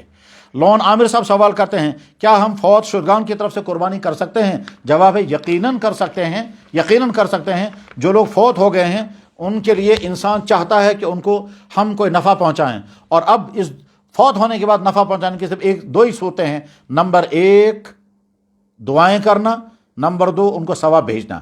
دعائیں کرنا وہ تو خود قرآن کریم میں موجود ہے، رب ارحمہما کما ربیانی صغیرہ، والدین کے لیے دعا سکھائی گئی۔ ربنا اغفر لنا ولاخواننا الذین سبقونا بالایمان، یا اللہ جو ہمارے بھائی ایمان کی حالت میں چلے گئے ان کو مغفرت فرما دیجئے۔ تو گویا دعائے مغفرت کرنا۔ اللہ کے نبی علیہ السلام نے ارشاد فرمایا اذا مات الانسان انقطع عملہ، جب انسان وفات پا جاتا ہے تو سارے عمل منقطع ہو جاتے ہیں، 3 عمل چالو رہتے ہیں۔ ان 3 عملوں میں سے ہیں ولد صالح یدعو لہ، کہ نیک بچہ، نیک اولاد جو اپنی والدین کے لیے دعا کرتی ہے تو اس کا نفع والدین کو، تو ایک گزرے ہوئے انسانوں کو نفع پہنچتا ہے بذریعہ دعا، اور دوسرا ہے ایصال ثواب۔ ایصال ثواب کا مطلب ایمان والا کوئی نیکی کا عمل کرے اور اس نیکی کا عمل کا ثواب ان کو بھیج دے۔ اس کی میں مثال، اس کے لیے جو ثبوت ہے وہ ہے حضرت سعد بن معاذ رضی اللہ تعالیٰ عنہ، جو مدینہ طیبہ کے اکابر صحابہ میں سے تھے، بڑے صحابہ میں سے تھے۔ بلکہ سعد بن معاذ وہ شخصیت ہیں کہ جناب رسول اللہ صلی اللہ علیہ وسلم سے دنیا سے رخصت ہونے کے بعد جس آدمی کے امیر المومنین بننے کے امکانات تھے اور وہ اسی غرض کے لیے مجلس انتخاب میں تشریف لا چکے تھے، وہ یہی سعد بن عبادہ رضی اللہ تعالیٰ عنہ تھے۔ بعد میں صدیق اکبر رضی اللہ عنہ، فاروق اعظم رضی اللہ عنہما، یہ دونوں جب اس مجلس میں آئے ہیں تو وہاں صدیق اکبر رضی اللہ تعالیٰ عنہ کا انتخاب ہوا، ورنہ سعد بن عبادہ بڑی شخصیت ہے جو منتخب ہونے کے لیے آئے تھے، اور ان کے ذہن میں تھا کہ مدینے سے چونکہ اسلام پھیلا ہے اس لیے مدینے والوں میں سے کسی انسان کو امیر بنایا جائے گا۔ بعد میں صدیق اکبر رضی اللہ تعالیٰ عنہ نے جب کہا الائمۃ من القریش، کہ امام جو بنے گا وہ قریش میں سے بنے گا، تو صدیق اکبر ہی خلیفہ مقرر ہوئے۔ میرے عرض کرنے کا منشا ہے کہ سعد بن عبادہ بہت اونچے درجے کے انسان تھے، اس درجے کے انسان تھے کہ جناب رسول اللہ صلی اللہ علیہ وسلم ان کی عیادت کے لیے ان کے گھر تشریف لے جاتے تھے، اس کا تذکرہ بخاری میں بھی موجود ہے۔ یہ سعد بن عبادہ کہتے ہیں کہ میں ایک سفر میں تھا اور پیچھے سے میری والدہ کی وفات ہو گئی، میں جب واپس آیا تو مجھے بہت زیادہ دکھ ہو گیا کہ میری والدہ کی وفات ہو گئی ہے۔ اس دکھ کے ساتھ وہ حضور کی خدمت میں حاضر ہو گئے اور عرض کیا یا رسول اللہ ان امی افتتلت، یا رسول اللہ میری ماں وفات پا گئی، مجھے ایسا لگتا ہے جیسے مجھے چھن گئی، اتصدق عنہا، کیا میں اپنی ماں کی طرف سے صدقہ کر سکتا ہوں؟ تو اللہ کے نبی علیہ السلام نے اجازت دی صدقہ کرنے کی۔ چنانچہ یہ سعد بن عبادہ کہتے ہیں فتصدقت مخرفا وهو البستان، یہ ترمذی میں حدیث ہے، میں نے ایک باغ صدقہ کیا، یہ حدیث بخاری میں بھی ہے کتاب الجنائز میں، اور ترمذی میں بھی کتاب الجنائز میں ہے، اور بخاری شریف کتاب الزکوٰۃ میں، اور ترمذی شریف کتاب الجنائز میں ہے۔ تو غرض یہ کہ مردوں کی طرف سے صدقہ کرنا یعنی ایصال ثواب کرنا۔ اب ایصال ثواب کے لیے کون کون سا عمل کیا جا سکتا ہے؟ تو مثلا اگر کسی کے ذمہ حج فرض تھا اور حج نہیں کیا، اس کی طرف سے حج بدل ہوتا ہے۔ اس نے اگر وصیت کی تو حج بدل کو ادا کرنا بالکل لازم ہے۔ تو جیسے حج دوسری کی طرف سے ہو جاتا ہے، عمرے دوسری کی طرف سے ہو جاتا ہے، اس طرح سے قربانی بھی دوسری طرف سے ہوتی ہے۔ حضرت علی رضی اللہ تعالیٰ عنہ ہمیشہ اپنی طرف سے بھی اور اللہ کے نبی علیہ السلام کی طرف سے بھی قربانی کرتے تھے، لہذا اگر ہم مردوں کی طرف سے قربانی کریں گے تو ان کا لازماً اس کا ثواب پہنچ جائے گا، اور اگر کسی گزرنے والے شخص نے وصیت کی ہے تو پھر وہ قربانی کرنا لازم ہوگا، اور وصیت کی بنیاد پر اگر قربانی کی جا رہی ہے اس قربانی میں سے گوشت کھا بھی نہیں سکتے ہیں۔ اس کے بعد آخری بات میں عرض کرتا ہوں اس سلسلے میں کہ ہمارے بہت سارے بھائیوں کا مسلک یہ ہے کہ مردوں کی طرف سے قربانی کرنا درست نہیں ہے۔ تو جواباً عرض یہ ہے کہ جو آدمی یہ سمجھتا ہے کہ مردوں کی طرف سے قربانی کرنا درست نہیں ہے وہ نہ کریں، اور جو آدمی یہ سمجھتا ہے کہ مردوں کی طرف سے قربانی، ہم مردوں کی طرف سے قربانی کو درست سمجھتے بھی ہیں، اس کا ثواب بھی پہنچے گا، اور امت آج تک کرتی آ رہی ہے۔ اس کے بعد اگر کسی بھائی کو اس مسئلے سے اتفاق نہ ہو تو وہ اس پر عمل کریں جو ان کی فکر کے مطابق ہے، اور اس کو کہا جاتا ہے کہ اپنے مسلک پر قائم رہیں، دوسرے مسئلے کو چھیڑیں مت، تب بھی آپ کی قربانی بالکل درست ہو جائے گی۔ اللہ تعالیٰ قبول فرمائیں۔ بلال احمد بٹ صاحب سوال کرتے ہیں قربانی کے گوشت کرنے کے بارے میں، قربانی کا گوشت تقسیم کرنا لازم نہیں ہے۔ قربانی کے گوشت کے سلسلے میں 3 باتیں ہیں۔ اگر کوئی انسان سارا کا سارا قربانی کا گوشت تقسیم کر دے بہت اچھا ہے، اجازت ہے، اور اگر کوئی انسان قربانی کا سارا گوشت اپنے گھر میں رکھنا چاہے، تینوں طریقے بالکل درست ہیں۔ احمد الطاف صاحب سوال کرتے ہیں کیا قربانی کا گوشت تقسیم کرنا ضروری ہے؟ جواب ہے ضروری بالکل نہیں ہے، تقسیم کریں گے تو بہت اچھا ہے لیکن لازم نہیں ہے۔ محمد عارف صاحب کپواڑہ سے سوال کرتے ہیں نماز عید کا حکم کیا ہے اور یہ کہاں پڑھیں؟ جواب یہ ہے نماز عید واجب ہے، اور واجب اس عمل کو کہتے ہیں جس کا کرنا ضروری ہوتا ہے۔ جناب رسول اللہ صلی اللہ علیہ وسلم نے جو عمل ساری زندگی کیا اور کبھی چھوڑا نہیں اس کو واجب کہتے ہیں، جیسے وطر کی نماز، جیسے عید کی نماز، جیسے صدقہ فطر۔ تو نماز عید واجب ہے، اور یہ عیدگاہ میں پڑھی جانی چاہیے۔ یہ نماز عید اصل میں عیدگاہ میں پڑھنے کی چیز ہے، یہ بند مکانوں میں مسجدوں میں پڑھنے کی چیز نہیں ہے۔ لیکن مشکل حالات کی بنا پر، موسم کی خرابیوں کی وجہ سے یا دوسرے کسی رکاوٹ کی وجہ سے اگر عیدگاہوں میں نمازیں نہ پڑھی جا سکتی ہوں، کھلے میدانوں میں نمازیں نہ پڑھی جا سکتی ہوں، تو پھر مسجدوں کے اندر پڑھی جانے والی نماز عید ادا ہو جاتی ہے۔ لیکن اصل طریقہ یہ ہے کہ کھلے میدان کے اندر ایک ہی جگہ لوگ جمع کر کے عید کی نمازیں پڑھیں۔ لہذا جن علاقوں میں موسم موافق ہے، باہر نکل کر اجتماعیت کے ساتھ عید کی نماز پڑھنے میں کوئی رکاوٹ نہیں ہے، ان کو چاہیے کہ شوق سے باہر کے میدانوں میں صفائی کر کے جائے نماز بٹھا کر کے اعلان نماز عید ادا فرمائیں، اور آپ دیکھیں گے مسجدوں کی عید کی نماز اور عیدگاہوں میں پڑھی جانے والی عید کی نماز میں کتنا بڑا فرق ہوگا۔ اللہ کے نبی علیہ الصلوۃ والسلام نے تو عیدگاہ میں جمع ہونے کے لیے ترغیب دی، اور ترغیب دیتے دیتے یہاں تک فرمایا کہ گھروں میں بیٹھنے والی خواتین بھی آ جائیں۔ عرض کیا گیا یا رسول اللہ خواتین میں بعضی وہ بھی خواتین ہوتی ہیں جن کو عذر کی حالت ہے، فرمایا وہ بھی آ جائیں۔ عرض کیا گیا یا رسول اللہ بعضی خواتین ایسے ہیں جن کو سر کو ڈھانکنے کے لیے اوڑھنی بھی نہیں ہے، فرمایا اپنی سہیلیوں سے، اپنے گھر کی دوسری خواتین سے وہ لے لیں اور وہ بھی آ جائیں۔ گویا زیادہ سے زیادہ کھلے میدان کے اندر لوگوں کو آ کر کے نماز عید ادا کرنی چاہیے۔ لہٰذا اصل حکم تو یہ ہے کہ نماز عید عیدگاہوں میں پڑھی جائے، لیکن اگر کبھی موسم کی خرابی کی وجہ سے یا کسی دوسری مجبوری کی بنا پر اگر عیدگاہوں کے بجائے مسجدوں میں نماز عید پڑھی گئی تو نماز عید ادا ہو جاتی ہے۔ محمد عادل صاحب جموں سے سوال کر رہے ہیں اور ان کا سوال بھی یہی ہے، تو جواب میں نے عرض کر دیا کہ نماز عید تو عیدگاہوں میں پڑھنی چاہیے، اور جب عیدگاہوں میں نہیں ہو رہی تو مقامی محلوں کے مسجدوں میں نمازیں ہو رہی ہیں، اور ایسا لگتا ہے جیسے 5 وقتہ نماز پڑھ کر کے لوگ گھروں کے واپس آ گئے۔ نذیر احمد میر صاحب سوال کرتے ہیں ایک مسجد شریف 3 منزلہ ہے جس میں الحمدللہ نماز پڑھانا کے علاوہ جمعہ اور عیدین کی نماز ادا کی جاتی ہے، مسجد کے بائیں اور پیچھے صحن بھی ہے، لیکن عید کی نماز کے لیے لوگوں کی کثیر تعداد ہوتی ہے۔ اگر امام صاحب عید کی نماز صحن میں نکلیں گے تو صحن میں سبھی نمازی نہیں سما پائیں گے، جس کی وجہ سے امام صاحب مسجد میں ہی نماز عید پڑھاتا ہے۔ اب ہمارے لیے کیا حکم ہے؟ جواب یہ ہے جس بستی کا یہ واقعہ ہے اس بستی کے ذمہ داروں کو چاہیے کہ نماز عید ادائیگی کے لیے کوئی میدان مہیا کریں۔ حال مسجد کے اندر نماز پڑھیں گے، اب کیا کریں گے؟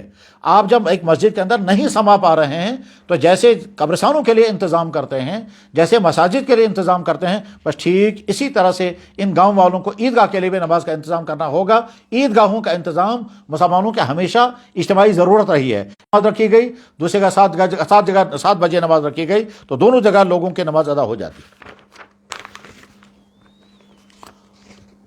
مقتدی اور مسبوق اور امام سجدہ سہو کا سلام کیسے پھیریں گے؟ جواب امام صاحب جب سلام پھیریں گے تو جو مقتدی ہیں وہ امام صاحب کے ساتھ سلام پھیریں گے، لیکن جو آدمی مسبوق ہے اس کو امام صاحب کے ساتھ سلام نہیں پھیرنا چاہیے، اس کو انتظار کرنا چاہیے جب امام دونوں طرف سے سلام پھیرے۔ اب اس مسبوق کو یقین ہوگا کہ امام صاحب نے یہ سجدے سہو کا سلام نہیں پھیرا بلکہ نماز کے ختم ہونے کا سلام پھیرا، اب اس کے بعد پھر وہ اپنی نماز کھڑے ہو کر کے ادا کرے گا۔ لیکن اگر اس نے دوسری طرف سلام پھیر دیا اور دوسری طرف سلام پھیرنے کے بعد ابھی تک کوئی ایسی حرکت نہیں کی تھی جس سے نماز ٹوٹ جاتی ہے اور یاد آ گیا، تو یہ فوراً کھڑا ہو جائے اور کھڑے ہو کر کے چھوٹی ہوئی رکعتیں پڑھے، اور چھوٹی رکعت پڑھنے کے بعد پھر سجدہ سہو کر کے نماز ادا کرے گا۔ منیب جاوید صاحب سولنا پائن سے سوال کرتے ہیں، ذوالحجہ کی 8 یا 9 کو روزہ رکھنے کی فضیلت بیان فرمائیں۔ جواب بہت زیادہ فضیلت ہے۔ عرفے کے دن، جو آج کا دن تھا، عرفے کے دن روزہ رکھنے پر اتنا ثواب ملتا ہے کہ 1 سال کے روزوں کے بقدر ثواب ملتا ہے۔ اور 10 ذی الحجہ کو روزہ رکھنا منع ہے، حاجی کو بھی اور غیر حاجی کو بھی۔ 10 تاریخ، 11 تاریخ اور 12 تاریخ کے ایام تشریق ہیں، ان 3 ایام میں روزہ رکھنا منع کر دیا گیا ہے۔ ظہور احمد میر صاحب سوال کرتے ہیں، کیا وقف شدہ زمین یا درسگاہ کی عمارت اور اس کی زمین کسی بھی شخص کو ہدیتاً یا کسی اور طریقے سے دے سکتے ہیں یا نہیں؟ جواب ہے، وقف شدہ زمین کسی کو نہیں دی جا سکتی، نہ بیچی جا سکتی ہے، نہ ہدیہ دی جا سکتی ہے، نہ کسی اور کام میں خرچ کی جا سکتی ہے۔ وقف کا قانون بہت سخت قانون ہے، اور وہ یہ ہے کہ جب کوئی انسان اپنی کوئی چیز وقف کرتا ہے اس میں کسی طرح کی کوئی تبدیلی نہیں کر سکتے۔ محمد فرقان صاحب بارہمولہ سے سوال کرتے ہیں کہ میرا سوال یہ ہے کہ اونٹ کے قربانی میں کتنے حصے ہوتے ہیں، 10 یا 7؟ تو جواب یہ ہے کہ ایک حدیث میں ہے 10 حصے اور ایک حدیث میں ہے 7 حصے۔ فیصلہ یہ ہے کہ جیسے گائے اور بیل میں 7 حصے ہوتے ہیں، اگر اتنا پیسہ ہے تو قربانی لازم ہو جاتی ہے۔ قربانی کے نصاب میں کیا کیا شامل کیا جائے، یہ سوال کر رہے ہیں زید احمد بٹ۔ جواب، زمینیں، پالتو جانور، گائے اس نصاب میں شامل نہیں ہیں۔ ظفر صاحب سوال کر رہے ہیں فتح کا دل سے، سوال کرتے ہیں، میں ایک تاجر ہوں لیکن ابھی تک صاحب نصاب نہیں ہوں، کیا میں اپنے والد کے پیسوں سے قربانی کر سکتا ہوں؟ جواب ہے، اگر والد کے پاس پیسہ ہے اور والد زندہ ہیں تو خود والد کے ذمہ قربانی لازم ہے، والد کو اپنی قربانی پہلے کر لی ہوگی، اس کے بعد پھر اگر والد آپ کی طرف سے بھی قربانی کریں تو آپ کی طرف سے قربانی ادا ہو جائے گی، جبکہ آپ کے ذمہ قربانی واجب بھی نہیں ہے۔ وسیم اکرم صاحب سوال کرتے ہیں، کیا قربانی نابالغ کے لیے کرنا ضروری ہے؟ جواب ہے، نابالغ پر قربانی لازمی ہی نہیں ہے، اور اگر اس کے پاس مال ہوگا تب بھی قربانی لازم نہیں ہے، لہذا نابالغ بچوں کی طرف سے قربانی کرنی بھی نہیں چاہیے، اور اگر کریں گے بھی تو قربانی کرنے والے کا ثواب ہوگا۔ بہتر یہ ہے کہ جو آدمی چاہتا ہے میں نابالغ بچے کی طرف سے قربانی کروں، اس کے لیے بہتر مشورہ یہ ہے کہ یہ قربانی کسی مردے کی طرف سے کریں، یا یہ قربانی کا پیسہ کسی نادار بچے کو دے دیں، بمقابلے اس کے کہ آپ معصوم بچوں کی طرف سے قربانی کریں۔ یہ سوال کرتے ہیں، میرا نام منیر احمد ہے، میں گاندربل سے ہوں، ان کا سوال یہ ہے کہ قربانی کی کھال کس کو دی جائے؟ جواب یہ ہے کہ قربانی کی کھال اپنے گھر میں جوں کا توں استعمال کرنا جائز ہے۔ قربانی کے کھال سے خود فائدہ اٹھانے میں کوئی مذاکرہ نہیں ہے، آپ چاہے جائے نماز بنائیں، چاہے پرانے زمانے میں ڈول بنائے جاتے تھے، یا آج بھی یہاں پہاڑی علاقوں میں جانور کے چمڑے کا تھیلا بناتے ہیں، جس تھیلے میں وہ سامان بھرتے ہیں، جس تھیلے میں وہ آٹا بھرتے ہیں، جس تھیلے میں وہ اناج لے جاتے ہیں پانی کی چکیوں پر، تو اس میں بھی قربانی کی کھال استعمال کی جا سکتی ہے۔ اور اگر آپ نے قربانی کی کھال کو بیچا تو پھر غریبوں کو دینا، پھر وہ پیسہ صدقہ کرنا ضروری ہے۔ قربانی کی کھال مسجد میں بھی بچھائی جا سکتے ہیں، اس میں نمازیں بھی پڑھی جا سکتے ہیں۔ قربانی کی کھال مالدار کو بھی دے سکتے ہیں، غریب کو دینا ضروری ہے۔ لیکن اگر قربانی کی کھال بیچی گئی تو اس کے بعد پھر یہ قربانی کی کھال کا پیسہ اسی جگہ خرچ کرنا ہوگا جس جگہ زکوٰۃ کا پیسہ خرچ ہوتا ہے۔ سید جنید صاحب سوال کرتے ہیں، سوال یہ ہے کہ ڈیو اور اس طرح کی کولڈ ڈرنک پہننا کیسا ہے؟ جواب ہے کہ ڈیو اور اس طرح کی کولڈ ڈرنکس میں کوئی ناپاک یا حرام چیز شامل کیے جانے کی ہمارے پاس کوئی انفارمیشن نہیں ہے، اس لیے ان چیزوں کو حرام بھی نہیں کہا جا سکتا، ناجائز بھی نہیں کہا جا سکتا۔ البتہ ہو سکتا ہے یہ صحت کے لیے بیزا مضر ہوں، اور وجہ اس کی یہ ہے کہ پرزرویشن کے لیے جو چیزیں ان میں ملائی جاتی ہیں وہ انسانی صحت کے لیے مضر ہے، تو مضر ہونا اور چیز ہے لیکن ناجائز ہونا اور چیز ہے۔ ڈیو یا اس طرح کی کوئی چیز یہ ناجائز نہیں ہے۔ سوال کرنے والے ہیں ساجد میر صاحب شوپیان، یہ کہتے ہیں یہاں بہت سارے لوگ عید کے دن کھانا پینا ترک کرتے ہیں اور کہتے ہیں ہم روزے سے ہیں اور قربانی کا گوشت جب تک تیار نہیں ہوگا اس وقت تک نوش نہیں کرتے ہیں، حالانکہ بعض دفعہ قربانی کا گوشت تیار ہونے بہت دیر لگتی ہے، براہ کرم اس کی وضاحت فرمائیں۔ تو جواب میں عرض یہ ہے، اللہ کے نبی علیہ الصلوۃ والسلام کا مبارک معمول یہ تھا کہ آپ قربانی کے دن صبح سویرے کوئی چیز تناول نہیں فرماتے تھے، نماز عید اول وقت میں پڑھتے تھے، پھر قربانی کا جانور ذبح ہوتا تھا، اس قربانی کے جانور کے ذبح کرنے کے بعد اس گوشت میں سے کچھ چیزیں جلدی تیار کی جاتی تھی اور اس سے آپ ابتدا فرماتے تھے کھانے پینے کی، اس سے پہلے کوئی چیز تناول نہیں فرماتے تھے۔ تو اب افضل یہ ہے کہ عید الفطر کے دن نماز عید سے پہلے کوئی میٹھی چیز کھائی جائے، پھر عیدگاہ جایا جائے، کیونکہ اللہ کے نبی علیہ السلام کھجور تناول فرما کر پھر عیدگاہ تشریف لے جاتے تھے۔ اور عید الاضحیٰ کے دن افضل یہ ہے کہ عید سے پہلے کوئی چیز نہ کھائی جائے، عید کی نماز پڑھ کر کے سب سے پہلے گھر آ کر کے قربانی کریں اور قربانی کے گوشت میں سے کھائیں۔ اب اگر قربانی بہت دیر سے ہوگی تو اس کے معنی یہ نہیں کہ ہم کو کوئی چیز کھانا منع ہو گیا اور روزہ رکھنا لازم ہو گیا اور پانی کا گھونٹ بھی نہیں پی سکتے ہیں۔ یہ سب اب مسئلے کو اپنی حد سے ہٹا دینا ہے۔ افضل یہ ہے کہ عید کے دن آپ جلد سے جلد قربانی کریں اور صبح سویرے سب سے پہلے اپنی قربانی کے گوشت سے کھائیں۔ لیکن اگر آپ اس میں عمل نہیں کر سکے تو باقی اور کسی اور چیز سے آپ نے تناول فرمایا، جیسے یہاں کے اکثر لوگ نماز عید پڑھنے سے پہلے چائے پی لیتے ہیں یا کھجوریں کھاتے ہیں یا اسی طرح سے کوئی دوسری چیزیں کھا لی یا پانی پی لیا، تو اس کے بعد پھر وہ فضیلت ختم ہو گئی۔ دراصل یہاں بہت سارے مسائل کو اس کے صحیح تناظر میں سمجھنے کا انداز نہیں ہے۔ مثلا اللہ کے نبی علیہ السلام نے فرمایا کہ جس آدمی نے ذی الحجہ کا چاند دیکھا اور اس کو قربانی کرنے کا ارادہ ہے، اس کو چاہیے کہ وہ ناخن بھی نہ کاٹے اور بال بھی نہ کاٹے۔ اب لوگوں نے کیا سمجھ لیا کہ صاحب جو ہی ذی الحجہ کا چاند نظر آ گیا، ناخن کاٹنا منع، بال کاٹنا منع، اور اس کے بعد پھر رکے رہیں گے، انتظار کرتے رہیں گے یہاں کہ جب قربانی ہو جائے گی تو داڑھی بھی صاف کر دیں گے۔ تو مستحب عمل پر تو مستحب حکم پر عمل کر لیا اور آگے چل کر کے پھر ناجائز کا ارتکاب کر لیا۔ مسئلہ یہ ہے کہ ناخن نہ کاٹے جائیں مستحب ہے، بال نہ کاٹے جائیں مستحب ہے، بس ٹھیک اسی طرح سے عید کے دن قربانی کے گوشت سے ابتدا بھی کی جائے، یہ مستحب اور پسندیدہ ہے۔ اس کے خلاف ورزی ہو جائے تو یہ کوئی گناہ نہیں ہے اور لازم بھی نہیں ہے، اور اس کو روزہ کا نام دینا بھی صحیح نہیں ہے۔ سوال کرنے والے عبد المجید آوان راشن پورہ کپواڑہ سے ہیں، کہتے ہیں جو لوگ قربانی کرتے ہیں ان میں جو اپنے گھر کا حصہ ہوتا ہے، بہت سارے لوگ پھر اس گوشت کو نیاز کرتے ہیں، ختم کرواتے ہیں، پھر والدین کے لیے سال ثواب کرتے ہیں، کیا یہ جائز ہے؟ جواب ہے بالکل جائز ہے۔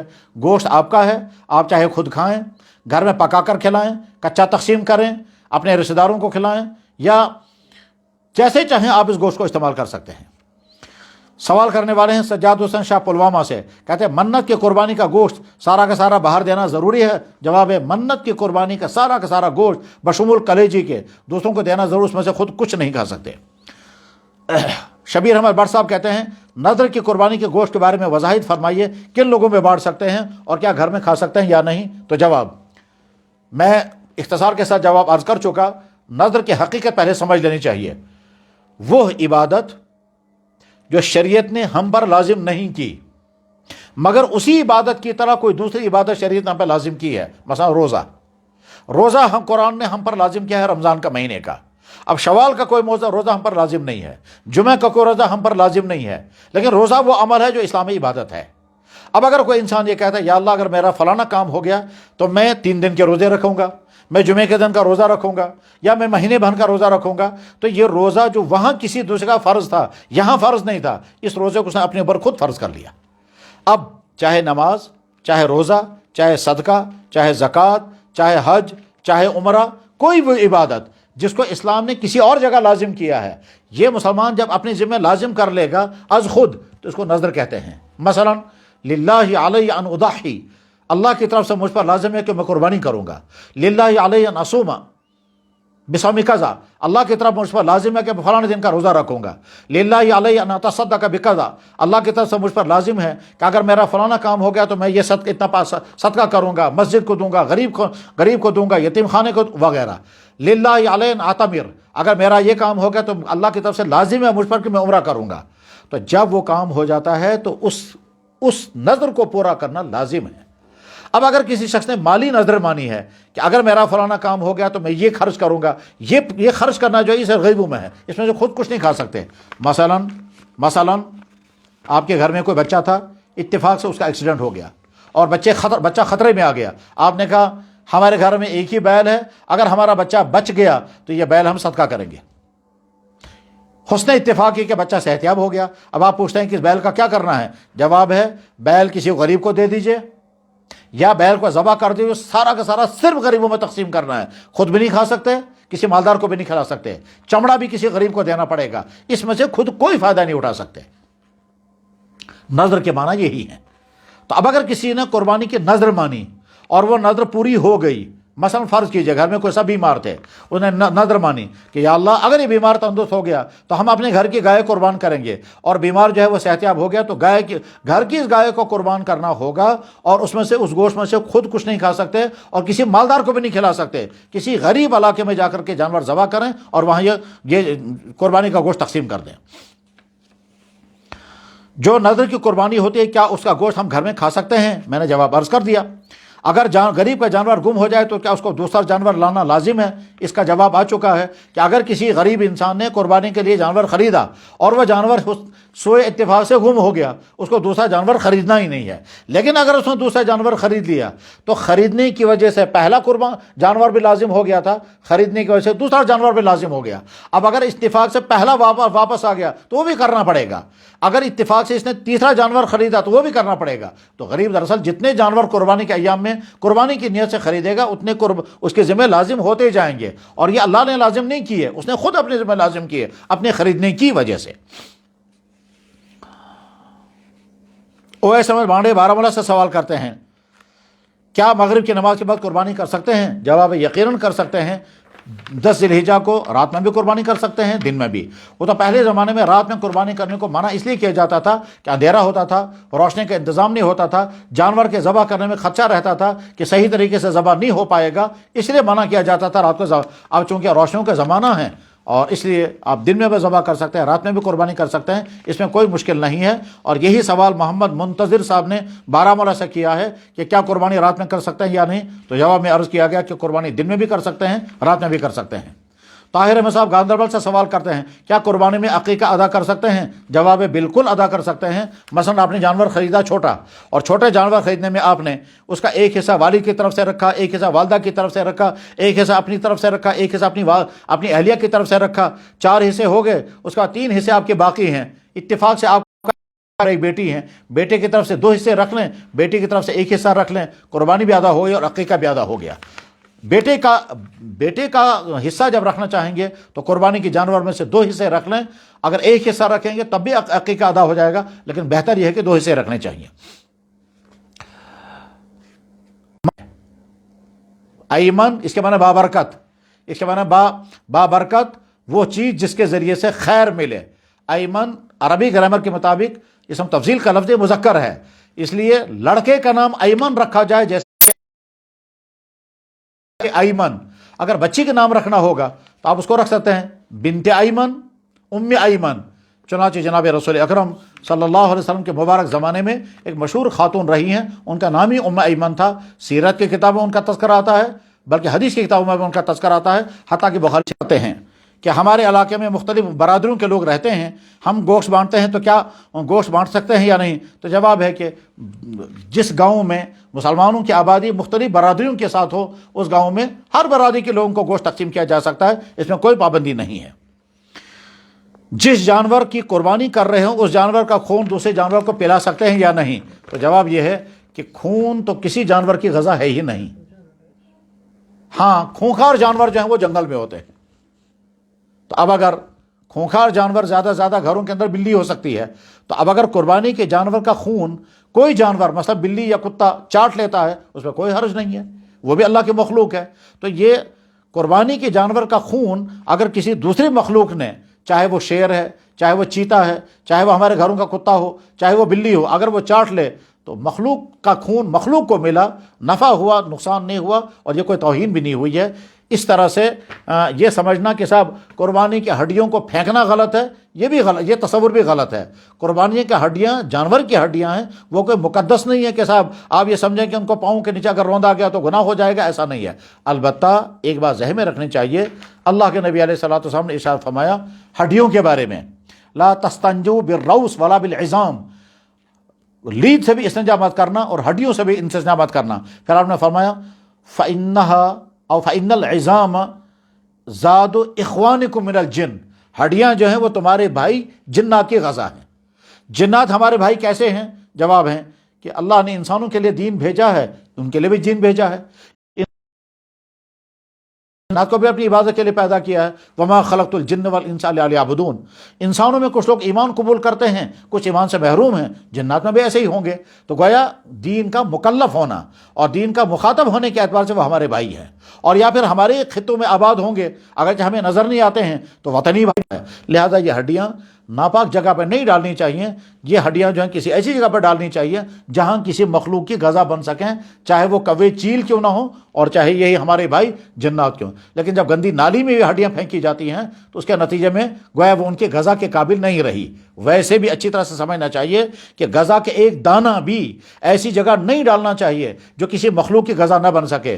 दस्तरखानों पर जो खाना बचा हुआ होता है, चाहे वो हड्डियाँ हों, चाहे वो चावल के दाने हों, चाहे रोटी के टुकड़े हों, वो भी किसी ऐसी जगह डालने चाहिए जहाँ चिड़ियों की गज़ा बन सकें, जहाँ किसी मखलूक की गज़ा बन सकें, हत्ता कि चींटियों की गज़ा बन सके। अगर हमने पानी में फेंक दिया या नाली में डाल दिया तो किसी के गज़ा नहीं बन सकेगी। ईमान वाले का एक अहम मिजाज ये भी है, वो फजूल खर्ची से बचता है और अल्लाह की नेमत को ज़ाया करने से बचता है। याद रखें, चावल का वो एक दाना जो हम बड़ी बेफिक्री के साथ फेंक देते हैं, इस एक दाने के पीछे अल्लाह के और मखलूक की बेशुमार ताकतें खर्च हुई होती हैं, तब एक दाना तैयार होता है। पानी का वो एक कतरा जिसको मामूली कतरा समझते हैं, इस एक कतरे के वजूद में लाने के लिए ऑक्सीजन और हाइड्रोजन किस तरह से अल्लाह ने जनरेट की और फिर पानी का कतरा वजूद में आ गया और उसके बाद फिर ये हम तक पहुंचा है। तो हम पानी पीने के हकदार तो हैं, ज़ाया करने का हक़ नहीं रखते हैं। गज़ाओं के खाने के हकदार तो हैं, गज़ाओं को ज़ाया नहीं करना चाहिए। इसी तरह से कुर्बानी के हड्डियाँ जो हैं वह ऐसी जगह नहीं डालनी चाहिए जहाँ वो किसी मखलूक के लिए गज़ा न बन सके। ऐसी जगह डालिए जहाँ कोई ना कोई मखलूक उनसे फ़ायदा उठाए। अल्लाह इन बातों को हम सब के लिए मुफीद से मुफीद तर बनाए। व आखिर दावाना अनिल हम्दुलिल्लाहि रब्बिल आलमीन बिरहमतिका या अरहमर राहिमीन। हज़रात नाज़रीन, आज की मजलिस अल्हम्दुलिल्लाह मुकम्मल हो गई। उम्मीद है कि अभी 2-4 दिन के बाद इसी तरह की एक और मजलिस भी होगी और उसमें फिर आपसे सवालात लिए जाएंगे। उसमें ज़िंदगी के आम मसाइल जो पेश आते हैं और हर तरह के लोगों को पेश आते हैं, जवानों को, मुलाज़मीन को, ताजिरों को, मज़दूरों को, उलमा को, अइम्मा को, वकीलों को, डॉक्टरों को, दफ्तर वालों को और गरीबों को, ख़वातीन को जो सवालात पेश आते हैं वो सवालात इसी तरह से आप भेज दें। इंशाअल्लाह इख्तिसार के साथ जवाब अर्ज़ किया जाता रहेगा। अलबत्ता एक दरख्वास्त ये है कि सवाल करते वक्त नीयत अपनी ठीक रखनी चाहिए। वह नीयत यह है कि हमारे इल्म में इजाफा होगा, हम सवाल वो वाला सवाल रेज़ करेंगे जिससे दूसरों को भी इसका नफ़ा होगा। किसी दूसरे के ख़िलाफ़ सवाल उभारना ताकि जवाब देने वाले के ज़रिए से दूसरे को तकलीफ़ हो या दूसरे के मसलक की तरदीद हो, ये सही तरीक़ा नहीं है। हमेशा मुस्बत ज़हन अपनाना चाहिए, मनफी ज़वाहिरा नहीं। तो मसलकों के इख्तलाफात के सवालात नहीं, किसी दूसरे पर अटैक करने के सवालात नहीं, बल्कि मुस्बत और मुफीद सवालात भेजें जिससे खुद आपको नफ़ा होगा और दूसरे सुनने वालों को नफ़ा होगा। व आखिर दावाना अनिल हम्दुलिल्लाहि रब्बिल आलमीन बिरहमतिका या अरहमर राहिमीन।